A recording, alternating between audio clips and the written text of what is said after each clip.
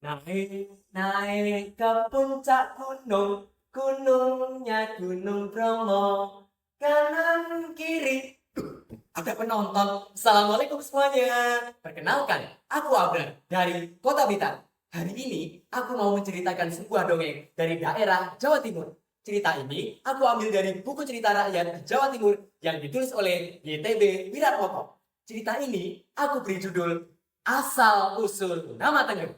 Penasaran ya gimana ceritanya? Sebentar. Jadi begini ceritanya.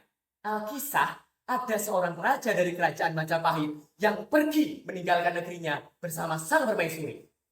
Karena kalah berperang, mereka akhirnya mendirikan sebuah gubuk. Tak lama kemudian, sang permaisuri melahirkan seorang bayi perempuan yang sangat cantik. Tetapi teman-teman, tidak seperti perempuan pada umumnya. Bayi ini tuh gak banyak ngomel, gak kayak kalian.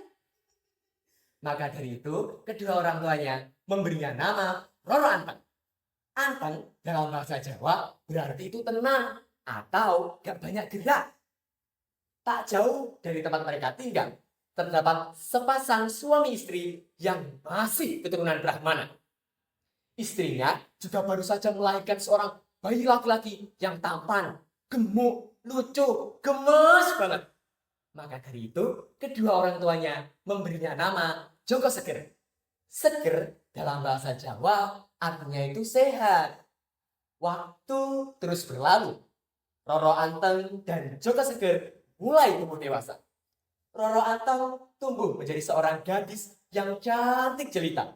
Sedangkan Joko Seger tumbuh menjadi pria yang gagah perkasa. Seperti saya ini. Nah, rupanya kecantikan tentang Roro Anteng ini tersebar luas di mana-mana. Hingga akhirnya terdengar ke telinga seorang perompak dari Selat Madura. Suatu hari, perompak ini mau melamar Roro Anteng. Roro Anteng, bocah ayu, maukah kau menjadi istriku? Kalau kau menolak pinanganku, akan kubinasakan seluruh warga di sini. Bagaimana, Roro Anteng?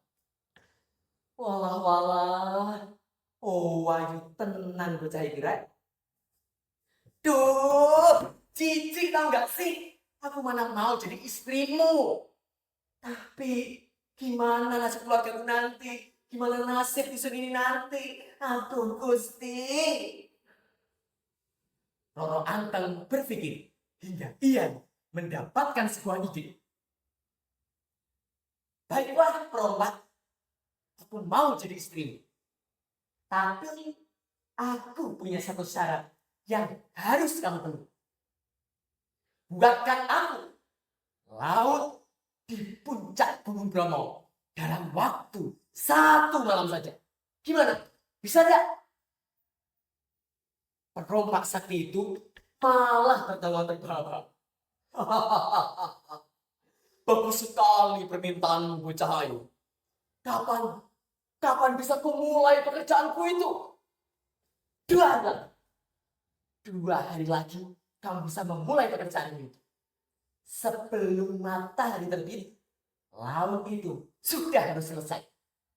Ingat ya perompak, kalau kau gagal melakukannya, artinya kau gagal memberi siku. Pada hari yang telah ditentukan, dengan berbekal batok kelapa, perompak sakti itu pergi ke puncak Gunung Bromo. Sebelum pergi ke puncak, perompak sakti itu memohon pertolongan kepada sang penguasa kegelapan. Wahai sang penguasa kegelapan, ubahlah diriku dan batok ini menjadi raksasa, supaya aku bisa membuat laut dalam waktu 1 malam saja. Tiba-tiba tubuh perompak dan batok kelapa yang dipegang semakin membesar. Ia pun memulai pekerjaannya. Ia menggali, dan terus menggali. Sedangkan waktu masih sangat panjang. Mengetahui hal itu, Roro Anteng menjadi bingung dan ketakutan. Roro Anteng meminta pertolongan pada sang kuasa. Wahai sang yang widi, tolong hamba, tolong hamba. Setelah mendapatkan petunjuk, Roro Anteng segera mengumpulkan seluruh wanita yang ada di desanya, serta mengumpulkan daun kering dan ilalang. Ayo cepat sini cepat kumpulkan ilalangnya Siti. Ya yuk sini, pasti sini cepat. Wow. Tumbukan ilalang dan daun kering terbakar hingga dari kejauhan tampak seperti matahari terbit. Ayam jantan pun berkokok bersahutan. Tak, tak, tak, tak, kukuruyuk. Tak, tak, tak, tak, kukuruyuk. Mengetahui hal itu, perompak sakti itu menjadi marah. Ia pun melempar katok kelapa yang dipegang. Dasar katok sialan. Aku gagal memperistri Roro Anteng. Perompak itu meninggalkan lautan yang belum selesai. Tiba-tiba, secara ajaib, batok kelapa yang dilempar berubah menjadi sebuah gunung yang disebut Gunung Batok. Dan lautan yang belum selesai disebut Lautan Pasir atau Segoro Wedi. Nah, akhirnya Roro Anteng dan Joko Seger menikah. Mereka mendirikan dusun baru.